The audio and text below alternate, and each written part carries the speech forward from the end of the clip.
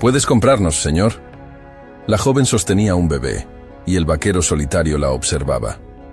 El sol pegaba en la estación de Willow Creek como un ojo viejo que todo lo había visto. Las tablas de la plataforma crujían bajo los pasos de alguien que no tenía prisa por marcharse. Un tren había pasado unas horas antes, dejando detrás un olor a carbón tibio y una nube de memoria que se arremolinaba con la sierra lejana. El bebé emitió un gemido pequeño, como si respondiera al viento. La joven apretó la manta contra su pecho hasta que los nudillos blanquearon. Sus ojos no pedían lástima tanto como explicaban la medida exacta de la desesperación. Un balance entre lo que había perdido y lo que aún se podía hacer con dignidad. Jack Thornton se detuvo antes de subir a la plataforma. No era un hombre dado a las preguntas, y menos a las respuestas que comprometieran su nombre, pero aquella voz, hueca y contenida, le cortó el aire.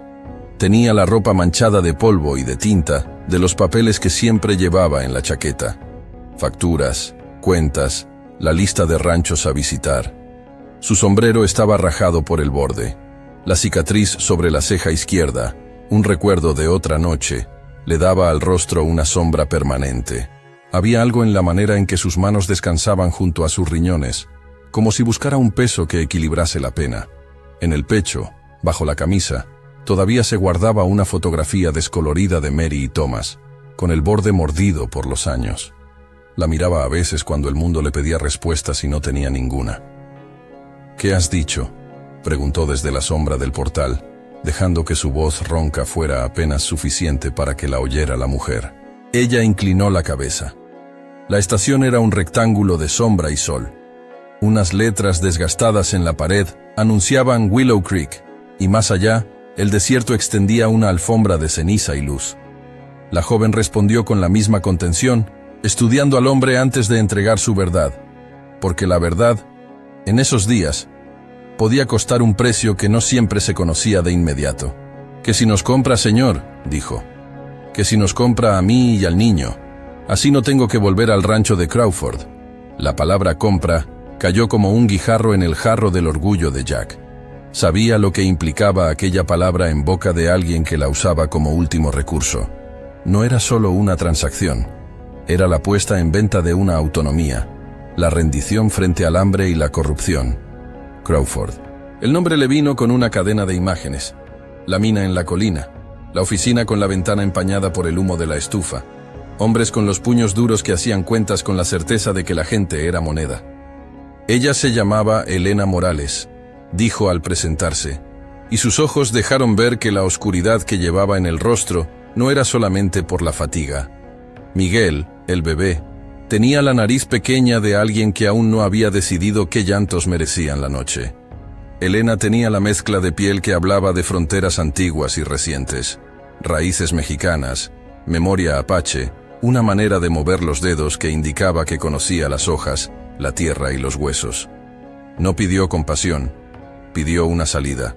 Jack escuchó la historia en tajos, como quien reparte madera para un fuego que tiene que arder pocas horas. El marido muerto en un derrumbe mal sellado en la mina, la cuenta que Crawford había enviado por el trabajo, los cobros que crecían como malas hierbas, intereses, material, servicios de seguridad, y la última advertencia: si no se salda, tendrás que cumplir. Jack adivinó el significado debajo de las palabras. En el pueblo, la ley del patrón solía llegar más lejos que el gesto legal. Transformaba a las mujeres en cambios de billetes, o en favores, o en el silencio debajo de las luciérnagas. Elena clavó la vista en Jack con una precisión que le recordó a Mary cuando discutían si poner una cerca más alta o plantar manzanos en el huerto del rancho. Ella no quería lástima, tampoco quería favores que la redujeran. Propuso pagar la deuda con trabajo. «Pagaré con lo que sé hacer», dijo. «Trabajaré, limpiaré establos, cuidaré animales, lavaré, curaré. No pido que me regales nada». Jack miró al bebé, que dormía la inerme paciencia de los recién nacidos, y luego a ella, que sostenía la gravedad como quien sostiene una bobina de hilo que podría enredarse. Por un instante, la estación fue solo el espacio entre dos silencios. quizá porque reconocía en la postura de la mujer la misma terquedad que le había mantenido en pie desde la muerte de Mary, quizá porque la memoria de su propio hijo le dolía en la garganta. Jack bajó del umbral. «Puedo pagar la deuda», dijo con palabras hechas de tierra y obligación. «No te compraré, Elena. Nunca he creído en comprar personas. Pagaré lo que pidan y luego pagarás con trabajo, como quieres». Ella se quedó observándole, buscando una trampa. No encontró más que determinación arrugada por el dolor. Aceptó, pero con la condición de que no la trataran como quien entrega mercancía, que se le ofrecieran condiciones dignas, que su trabajo fuera reconocido y justamente pagado. Hubo un intercambio de miradas que valieron más que cualquier documento. Jack se volvió hacia la ciudad, y por primera vez en meses, pensó en la posibilidad de otro amanecer privado de duelo. Antes de partir, ella le miró las manos. En ellas vio la suavidad de quien había aprendido a calmar a un niño con una canción que ya no era la de su propia casa. Con un movimiento que fue al mismo tiempo personal y ritual, sacó de la manta un pequeño objeto envuelto. Un trozo de tela cosido con los restos de una vieja camisa. Lo puso en la palma de Jack. «Es de mi marido», dijo, «para que si alguna vez te hace falta recordarlo, sepas que no lo llevé conmigo por placer». El regalo era tan pequeño que cabía en la sombra de una uña, y sin embargo, pesó en la mano de Jack como una promesa. Él sonrió, apenas. Un gesto que hacía tiempo no dirigía hacia nadie que no fuera la fotografía guardada entre sus cosas. Cabalgó con ellos hasta que el sol comenzó a bajar. En el camino, el mundo se fue haciendo de tonos quemados y azul frío. El viaje no fue fácil. Miguel lloró durante horas. Pidió a su madre la leche, y Elena respondió con manos que conocían el ritmo de la urgencia y la paciencia. Por la tarde, cuando los primeros cernícalos rodearon el rancho, Jack le presentó su casa. No era más que un conjunto de tablas con un porche que había visto mejores estaciones, una cuadra de ganado que gruñía con la noche, y un jardín pequeño donde se intentaba mantener algo que pudiera llamarse huerto. El rancho estaba lejos de ser lujoso, pero era un lugar donde los silencios eran respetados, y las pérdidas se podían enterrar sin que nadie las señalase con el dedo. Elena no aceptó la caridad. Comenzó a limpiar como quien marca un nuevo mapa. Barrer, fregar, tender mantas, abrir la despensa con el mismo respeto con el que se abre un arca. A la mañana siguiente ya sabía dónde guardaba Jack la pólvora, cómo se amarraban las riendas en la cuadra y cuál era el truco para que un potro dejara de patear. Jack, por su parte, le enseñó cómo domar a un caballo que no quería ir hacia el atardecer y cómo clavar un clavo recto sin romper la pala de la tabla. Entre lecciones de cuerda y enseñanzas sobre el mejor alimento para un ternero, emergieron conversaciones más profundas, destellos de la vida anterior que cada uno había llevado en su pecho. Elena habló de Itzachu, la abuela que vivía hacia las montañas Dragon y que a menudo venía a ayudar con hierbas y saberes, y de cómo había aprendido a reconocer la salvia y a entender cuándo la fiebre de un niño pedía un ungüento o simplemente tiempo. Hablaba con reservas, porque no deseaba que sus remedios fueran percibidos como superstición. Los presentaba como hechos, como recetas con nombres y aplicaciones claras. Jack escuchó con la mezcla de curiosidad y escepticismo de quien ha visto a la ciencia fallar en el lecho de una enfermedad familiar. No obstante, cuando Elena le habló de la forma de preparar una infusión que aliviaba los cólicos, Jack prestó atención. No porque creyera, sino porque ayudar a Miguel a dormir era, en aquellos días, una batalla contra la fragilidad. Poco a poco, las rutinas compartidas cavaron un sendero entre ambos. Elena cocinaba frijoles con una habilidad que hizo que Jack recordara mesas con voces risueñas y platos que ya no se servían en su rancho. Miguel aprendió a seguir la voz de Jack cuando éste tarareaba una tonada que Mary solía cantar. Al principio, lo hacía como un reflejo, pero luego quedó claro que el niño empezaba a aceptar la proximidad, a dejarse calmar por un hombre que no era su padre de sangre, pero sí de cuidado. Hubo risas, pequeñas, inesperadas, en esos primeros días.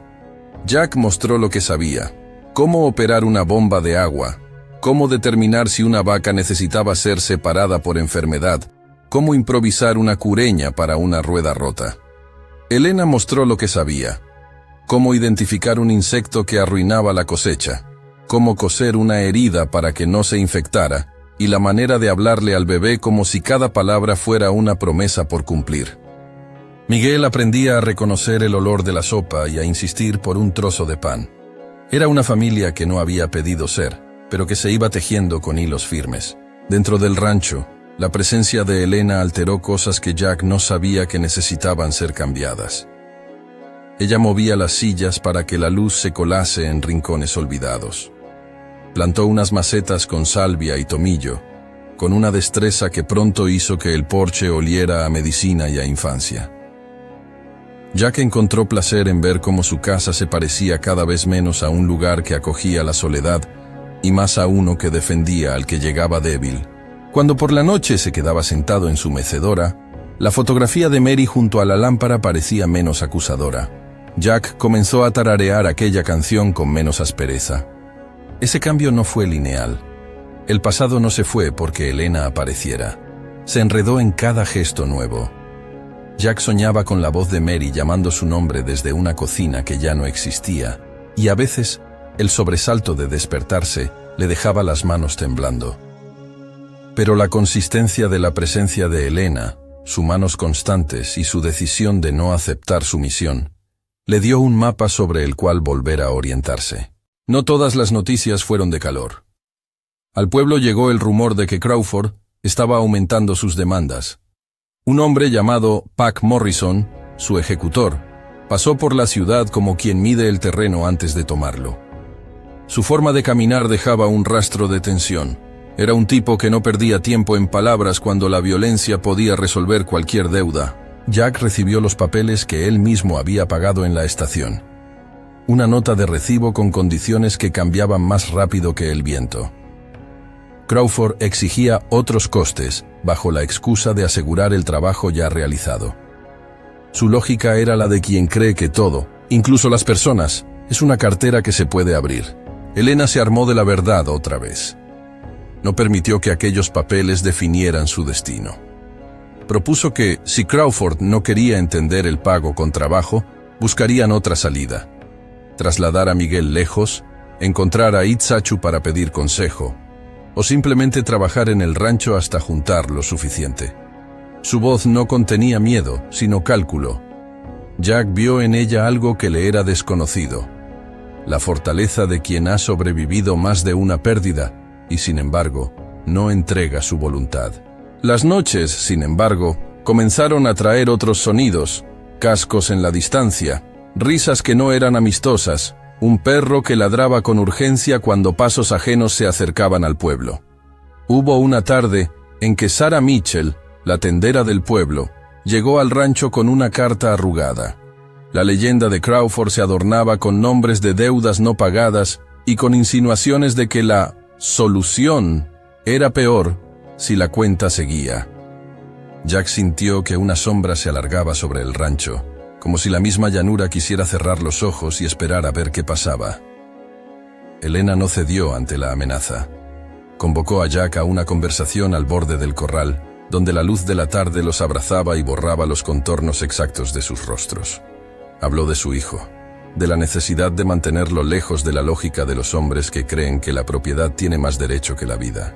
Habló de Itzachu y del respeto que debía tenerse por la tierra y las costumbres. Pidió que si el enfrentamiento venía, no fuera una pelea de honor, sino una defensa por lo justo. No armas para humillar, sino estrategia para proteger a los suyos. Jack, que había pasado años cerrando puertas de su corazón después de la muerte de Mary y Thomas, sintió algo distinto: la posibilidad de actuar por responsabilidad y no por un impulso solitario de revancha. Pensó en la manera en que Mary fingía frialdad para, en realidad, protegerles. Pensó en cómo Thomas reía frente a la adversidad. No quería que Miguel creciera pensando que la sombra de la explotación era la única referencia de la vida adulta. Por primera vez en mucho tiempo, un plan no consistía en huir, sino en quedarse y construir. «No vamos a dejar que nos arrastren al pozo», dijo Jack. Si vienen por fuerza, los pararemos. Pero no será por placer. Será por Miguel, por Elena, por lo que queda bien.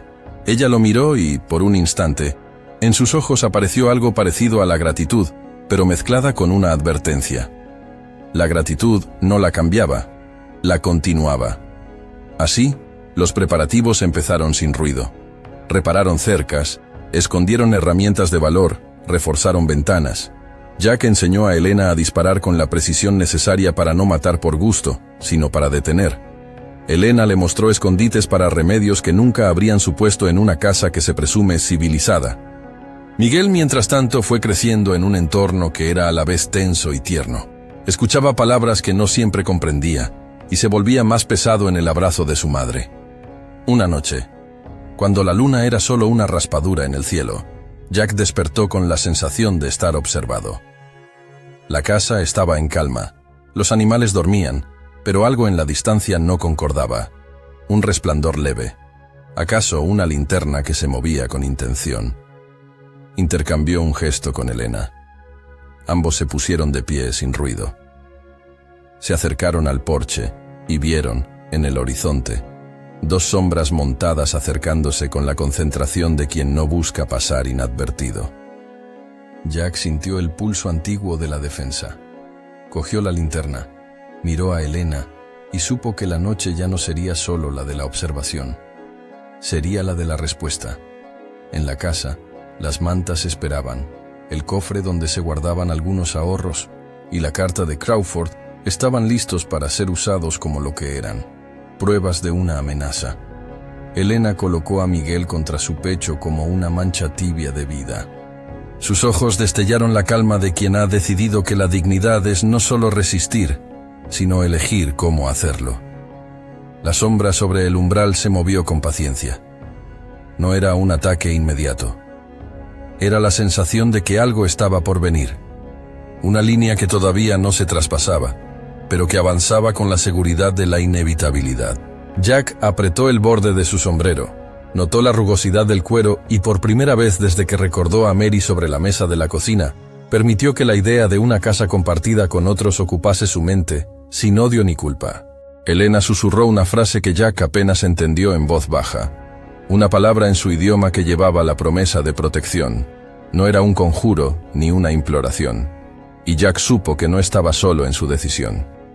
A sus espaldas, la Sierra Dragon recortaba la noche con la actitud de quien guarda memorias profundas.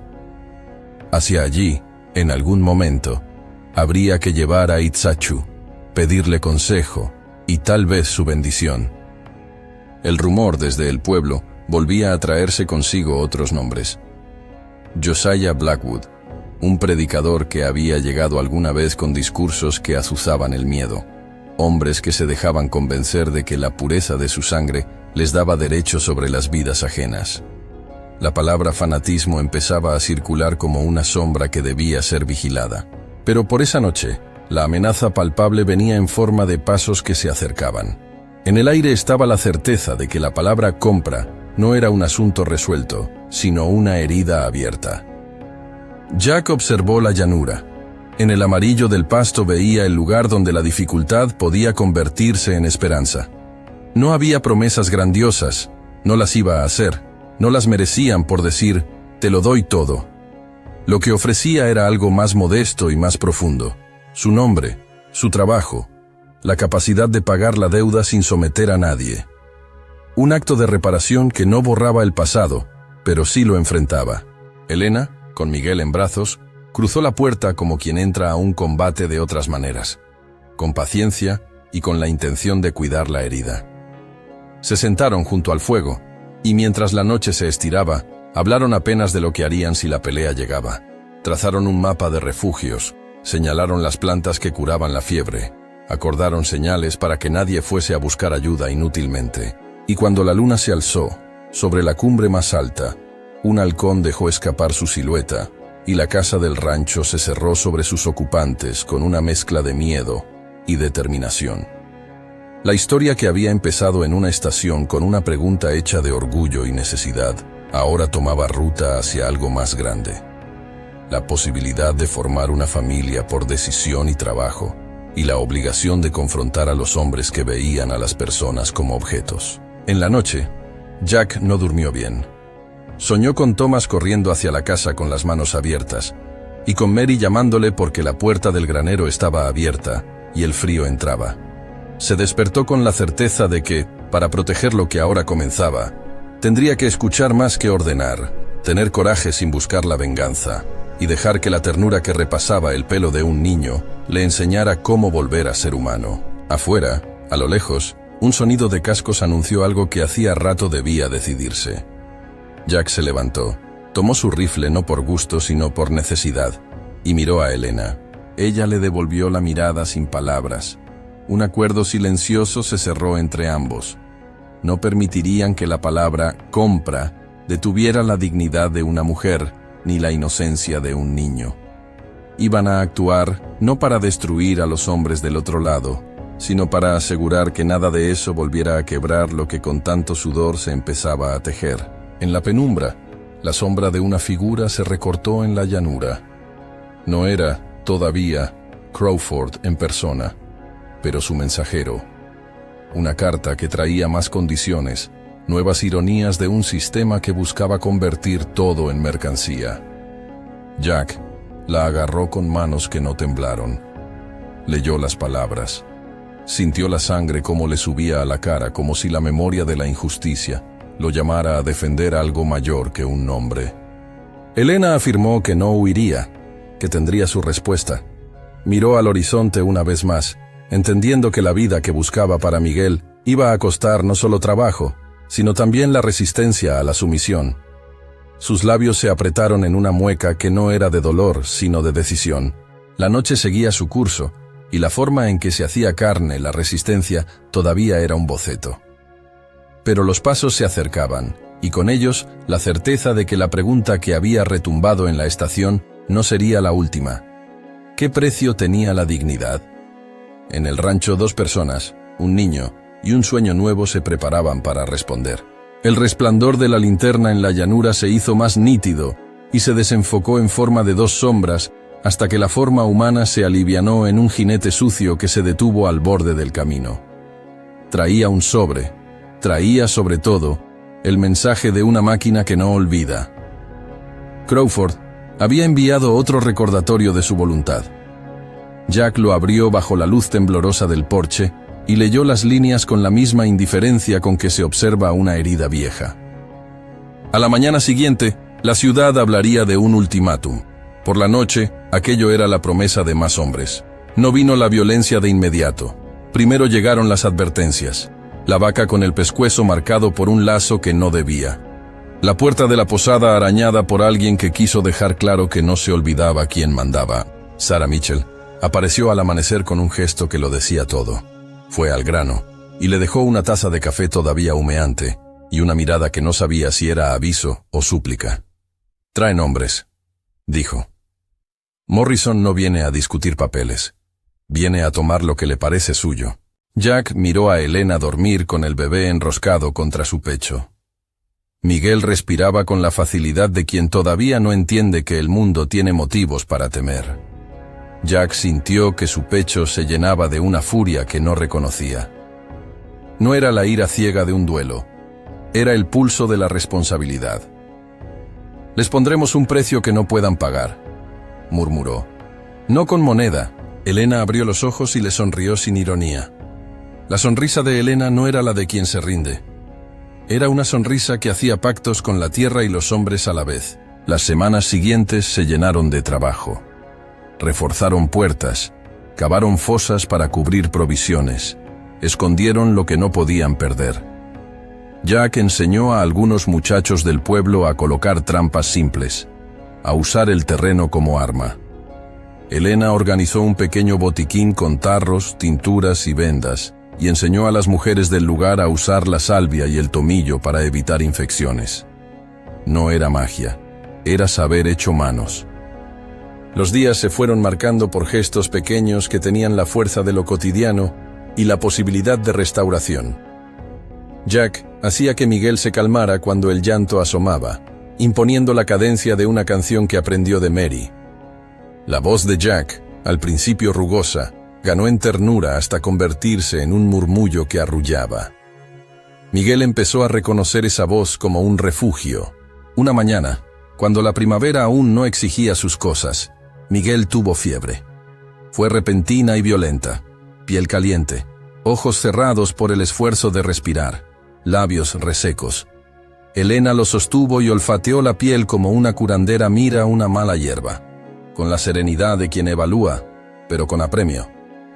«Es el calor del cuerpo», dijo en voz baja. «Necesita enfriarse y una infusión que le baje la fiebre. Pero debemos tener cuidado con las infecciones». Jack trajo agua fría, toallas mojadas y una calma que él intentaba no mostrar como temor. La fiebre subía y bajaba en una montaña de minutos que se alargaban hasta el infinito.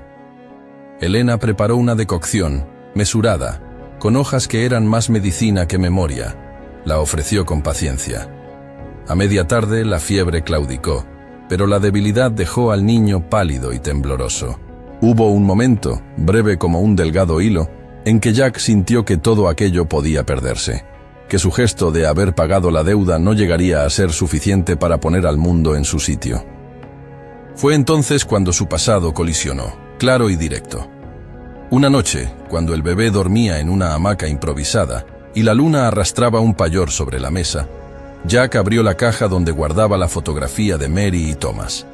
La miró como quien busca permiso. No era una confesión. Era una pregunta muda depositada en el silencio. Elena, al verlo, se acercó y posó la mano sobre la foto. «No te la quita», dijo. «Guardar a quienes quisimos no nos prohíbe querer de nuevo». Jack la miró con la sorpresa de quien no esperaba que una mujer a la que había salvado le devuelva una verdad que no había pedido. Se sentó a su lado, y por primera vez en mucho tiempo, dejó que su voz se tornara vulnerable. «No sé ser compañero sin que la culpa me invite a huir», confesó. Temía que querer fuera traicionarles. Elena negó con la cabeza, sin dureza, con una aceptación que no pedía sacrificio. «Querer no borra a tus muertos», dijo. «Los tiene que contener algo más grande que el rencor. Miguel necesitará más que un nombre en un papel. Necesitará manos que le enseñen a vivir». La confesión abrió una grieta donde creció la confianza. Jack se encontró diciendo cosas que no había dicho a nadie. Como Thomas le sujetaba la mano en las noches heladas. Como Mary le llamaba con una mezcla de enojo y ternura. Elena escuchó. Sus respuestas no fueron sermones sino actos. Dejó una manta más cerca, se llevó migas al fogón para que la conversación no terminara con silencio. El vínculo entre ellos se volvió profundo y práctico a la vez. Pasaron meses en los que el rancho dejó de ser un refugio y se convirtió en un hogar que pedía cuidados constantes. Jack y Elena trabajaban codo con codo. Marcaban terneros, reparaban cercas y aprendían pequeñas políticas cotidianas de una familia que no se escogía por la sangre, sino por el compromiso. Pero la ciudad no se quedó quieta.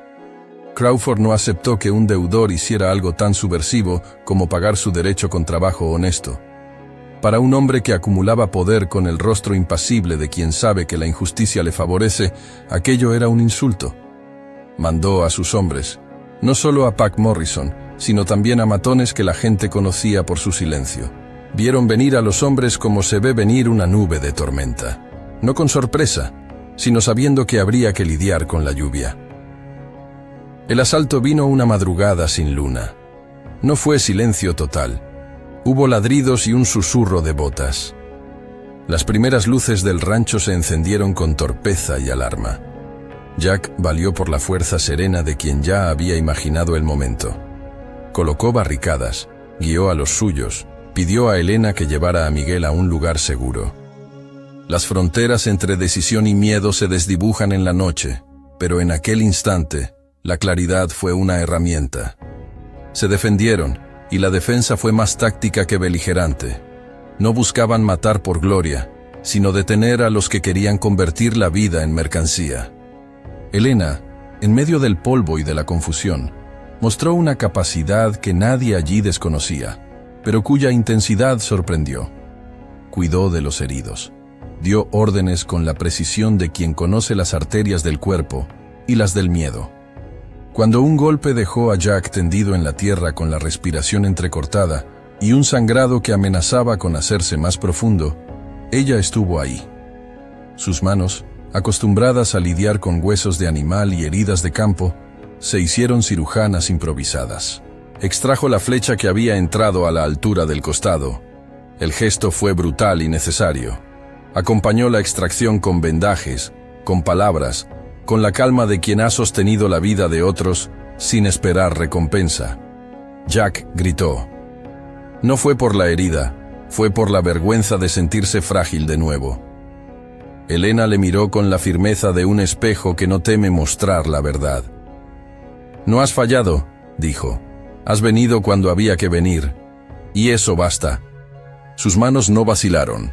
Con la ayuda de Tom Bradley y de 2 jóvenes del pueblo, lo trasladaron a la recámara que había improvisado en la cocina.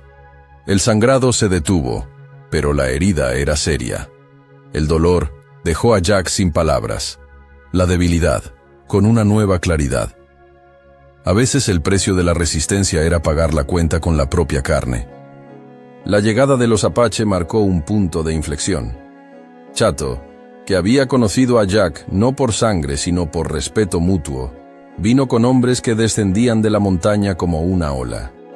No llegaron armados solo para luchar. Llegaron con cuerdas, mantas y conocimiento de la tierra. Itzachu vino en una balsa de calma que parecía absorber la inquietud. Su sola presencia reordenó los gestos de la gente. Se inclinaban con respeto, como si una autoridad más antigua que cualquier título municipal pasara por allí. No venimos a imponer, dijo Itzachu con voz que no necesitó rugir para hacerse oír. Venimos a ayudar a quienes defienden lo que es justo. Hablaron poco de palabras grandilocuentes. Trabajaron en acciones concretas.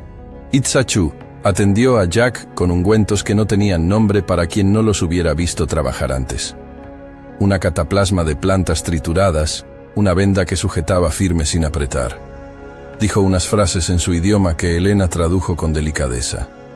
Las palabras fueron breves y fueron marcadas como indefinido, porque había cosas que pertenecían a un saber que no se debía trivializar. Itzachu miró a Jack con la intensidad de quien reconoce en una herida la escritura de la vida. Tu sangre no es una moneda, murmuró. Es una deuda que pagas con actos. En la recuperación, Jack tuvo sueños. Soñó con Mary entrando a la cocina, con Thomas inclinado sobre una cerca, con la casa llena de voces. Soñó también con la estación de Willow Creek y la pregunta que lo había traído hasta allí. Se despertó una tarde con la certeza de que debía forjar algo. No por ostentación, sino por promesa. Tomó plata de unas monedas que había escondido y comenzó a trabajar en una sortija simple, con la paciencia de quien talla una palabra en metal. La pieza no era lujosa, era una forma de unir, de promesa y de aliento. Cuando Jack se sintió lo bastante sano para levantarse, la vida empezó a reorganizarse otra vez. La casa recuperó su ritmo con más voces y más manos. Miguel, cuya febril batalla quedó atrás, crecía con el arrullo compartido. La salud ya no era un atributo que se guardara en silencio. Se convertía en el producto de una antigua medicina y de la solidaridad de una comunidad que ya no quería mirar hacia otro lado. Crawford no se quedó con los brazos cruzados. Su respuesta fue menos romántica que la de un hombre al que le asustan las pérdidas. Envió hombres cada vez más agresivos. Amenazó con demandas civiles que, en el fondo, no eran más que extorsión legal. Incluso trató de desprestigiar a Helena en la gente. Chismes, insinuaciones, una red tejida con palabras que tenían el objetivo de debilitar cualquier apoyo. Fue entonces cuando apareció la figura de Josiah Blackwood, un predicador que llegó a la ciudad con promesas de orden moral y con la habilidad de convertir la incertidumbre en horror. Blackwood hablaba con la seguridad de quien cree tener la verdad en la mano. Su retórica era fuego, y su fuego buscaba combustible. Pintó a Helena como extraña, como peligro, como amenaza a la armonía de la comunidad. Unas cuantas familias, cansadas de la tensión, comenzaron a escucharle. Su palabra fue un cuchillo, lento pero constante, en el tejido de la convivencia que Jack y Helena intentaban construir. Jack se enfrentó a aquello de manera práctica. No dejó que los rumores se instalaran sin respuesta. Habló con la gente, con Tom Bradley y con Sarah, con los hombres que conocían la vida dura de la llanura y que sabían que no toda historia es simple.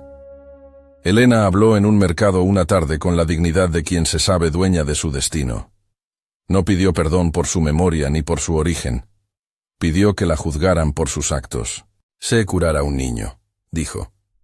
Sé trabajar la tierra. No vengo a usurpar nada. Vengo a aportar. Algunos le escucharon, otros no. El odio tiene raíces más profundas que la evidencia. Blackwood, viendo que su poder iba mellándose por la fricción de la comunidad, decidió que no bastaría con palabras.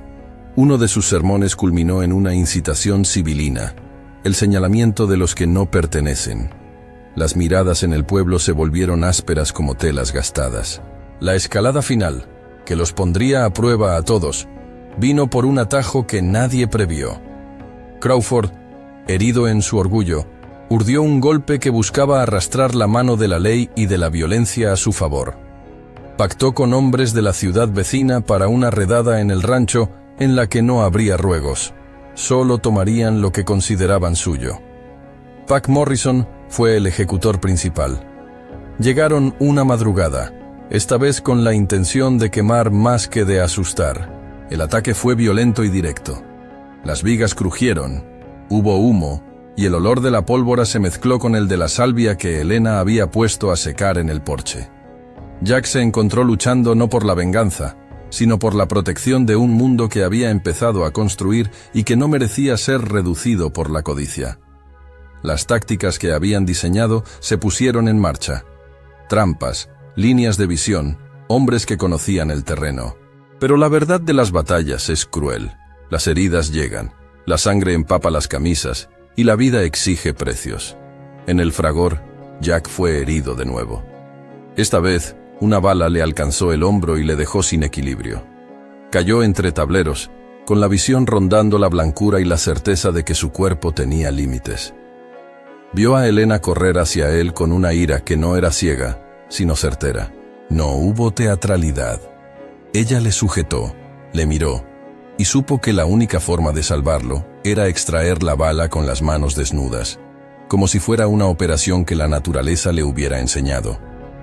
Sostenía sus pistolas para detener a aquellos que aún quedaban, mientras con la otra mano hacía lo que había aprendido por necesidad.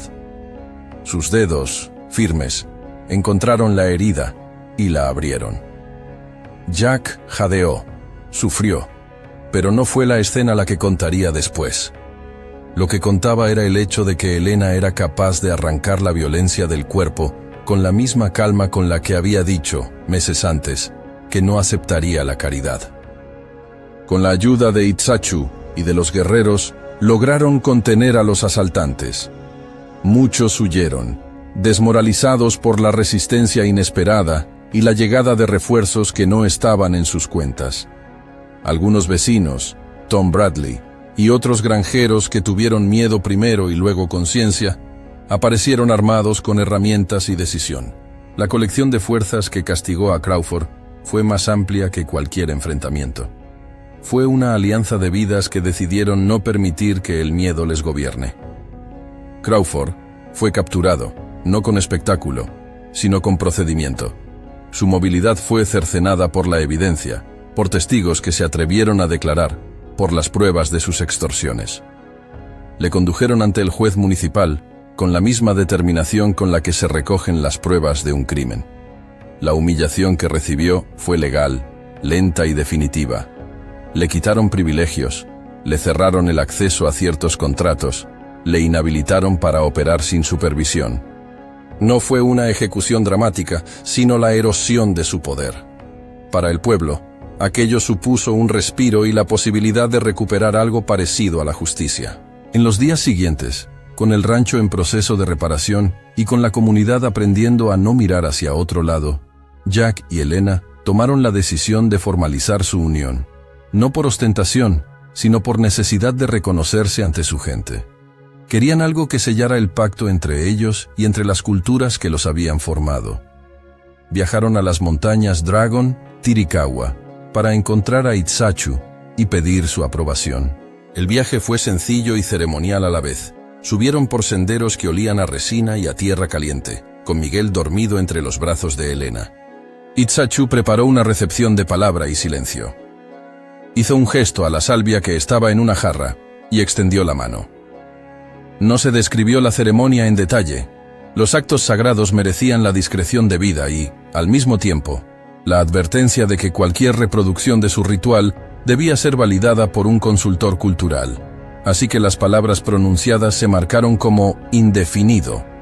Lo que sí se puede decir es que hubo momentos de reconocimiento profundo. Itsachu trajo un amuleto sencillo y dijo unas frases que no fueron dominio de hombres, sino promesas a la tierra. Jack, por su parte, entregó la sortija de plata que había forjado mientras soñaba con un futuro posible. No la ofreció como pago, sino como promesa. Elena tomó el anillo y, a modo de intercambio, puso el amuleto apache cerca de su corazón. Fue un intercambio simbólico que no borró diferencias, sino que las respetó y las mezcló en una decisión compartida. La boda fue pequeña, íntima, sostenida por voces que entendían la forma de la promesa. Pocas palabras en la ceremonia, las necesarias y las con peso. Hubo miradas, hubo sonrisas, y hubo la certeza de que aquello que unía no era la eliminación del pasado, sino la combinación entre lo que cada uno traía. El pueblo, algunos vecinos y algunas figuras de la montaña asistieron. La presencia de Itsachu dio la medida de que la unión no era un gesto trivial. Durante un tiempo, la paz pareció instalarse con la tranquilidad de una casa que ha sido finalmente ordenada. El rancho prosperó de manera modesta. La escuela del pueblo aceptó que Miguel jugara con otros niños y que la salvia tuviera un lugar en la mesa. Hubo noches en que Jack miraba el porche y pensando en Mary y Thomas, ya no con culpa, sino con el reconocimiento de que su memoria era parte de la casa. Sin embargo, la raíz del fanatismo no muere con una boda. Blackwood, herido en su ego por el fracaso de sus intentos de desestabilización, comenzó a tejer otra red. Sus mensajes se volvieron más duros. Culpó a los forasteros, habló de la pureza que necesitaba imperar y logró que un grupo reducido de hombres armados se convenciera de que la violencia era el único recurso. Fue una fuerza más peligrosa que Crawford, porque su arma era la convicción de su moral. La tensión creció hasta un punto límite. Blackwood y sus seguidores organizaron una marcha que pretendía tomar la plaza del pueblo y destituir a los que consideraban enemigos de la comunidad. Su táctica era expulsar o sembrar miedo, pero la comunidad, educada por meses de acontecimientos, respondió de otra manera, no con la furia que Blackwood esperaba, sino con la presencia que repele la violencia. Tom Bradley, Sarah, veteranos de guerra que conocían el precio del odio, y sobre todo, la gente de los alrededores, se presentaron en la plaza. Chato y varios guerreros aportaron su estatura y su seriedad. No vino la violencia, vino la firmeza. Blackwood no aceptó perder su altavoz. Su furia escaló hacia la bravuconada, y finalmente, al heroísmo mal calculado. Quiso encender una hoguera simbólica, algo que pretendía ser rito y que se volvió faro de su desesperación. En su afán por dramatizar, perdió control del terreno. Tropezó, cayó, y su caballo se asustó. En la confusión, un tirón de rienda lo arrojó. Sufrió una caída aparatosa que lo dejó sangrando y aturdido. No fue una muerte cinematográfica, ni un castigo repentino. Fue la medida de un hombre que perdió la razón y la salud por no haber sabido ver límites. La gente lo recogió más por humanidad que por triunfo. Su caída tuvo consecuencias. El predicador fue apartado, su influencia se desmoronó, y muchos de sus seguidores se sintieron fuera de casa. La derrota de Blackwood fue menos una venganza que una cura lenta. La comunidad aprendió a mirarse y a cuidar mejor a quien caminaba por el filo de la locura. El episodio dejó una marca. El pueblo entendió que la convivencia exige cuidado y vigilancia diaria. No bastaban los héroes. Hacía falta la presencia de la gente sencilla que se ocupaba de su vecino. Con la amenaza externa disminuida, la vida del rancho adquirió la estabilidad que Jack había soñado pero no creído que vería. Elena, seguía siendo la fuerza cerebral de la familia. Su poder no residía en el mando, sino en la sabiduría. Jack, por su parte, hizo en silencio tareas que no contaban en las historias de grandeza. Acarrear agua al amanecer, arreglar las tejas del porche, enseñar a Miguel a reconocer las constelaciones. Miguel creció rodeado de voces mezcladas, historias en español, en el idioma apache y en inglés áspero. La síntesis de las culturas era visible en las comidas, en la escuela y en las conversaciones. Los años pasaron. El rancho fue prosperando con un equilibrio que no era riqueza, sino dignidad. Se abrió una escuela donde Elena enseñó a leer, a sumar y a cocinar remedios. Chato asistía con frecuencia, trayendo historias de la montaña y enseñando cierto conocimiento del territorio que la llanura necesitaba. Tom Bradley y Sarah pusieron en marcha un pequeño comercio que prosperó porque la gente volvió a confiar en su capacidad de intercambio honesto. Jack y Elena consiguieron lo que habían buscado sin saberlo. Una familia que no se definía por la sangre sino por la elección de cuidarse. Hubo, claro, heridas que nunca se cerraron del todo. Jack guardaba en el cajón una marca de la noche en que cayó herido. Elena, en ocasiones, miraba al horizonte y recordaba The Way Back, aquella estación de Willow Creek donde empezó todo. Pero esas heridas no eran cadenas, eran recordatorios de la historia compartida. El epílogo de la historia llegó con la calma de una tarde de otoño. Miguel, ya un joven de hombros firmes y sonrisa contenida, se sentó con sus propios hijos a los pies de la mecedora donde Jack solía sentarse. La casa estaba llena de la luz de la tarde. El porche olía a salvia seca y a pan recién hecho. Jack, más viejo de lo que había imaginado, miraba el valle con una gratitud sin palabras. Elena, al lado, le tomaba la mano como se toman los acuerdos sellados. Miguel comenzó a contar a sus hijos la historia que había oído desde que aprendió a hablar. No la contó como un relato de héroes, sino como un mapa de decisiones. Pequeños actos que se sumaban hasta formar algo sólido.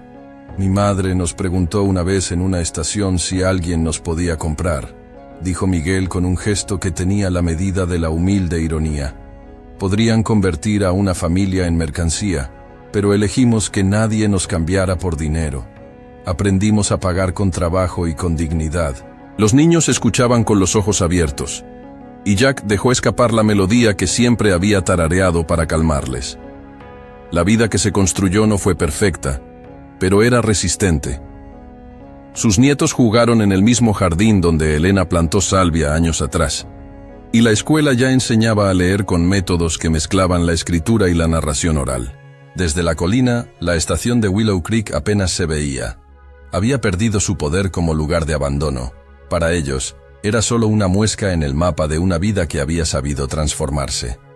Jack, con el rostro surcado por los años, miró a Elena y sus ojos se llenaron de una emoción que no requería palabras. Ella le sonrió, y en esa sonrisa había todo: gratitud, memoria y una decisión compartida. No se habían comprado uno al otro, se habían elegido. La comunidad, al final, no fue la misma que la que había mirado a la joven en la estación. Algunos corazones cambiaron por miedo, otros, por ejemplo. Chato y Itzachu siguieron siendo figuras de la montaña que venían y se iban según las labores.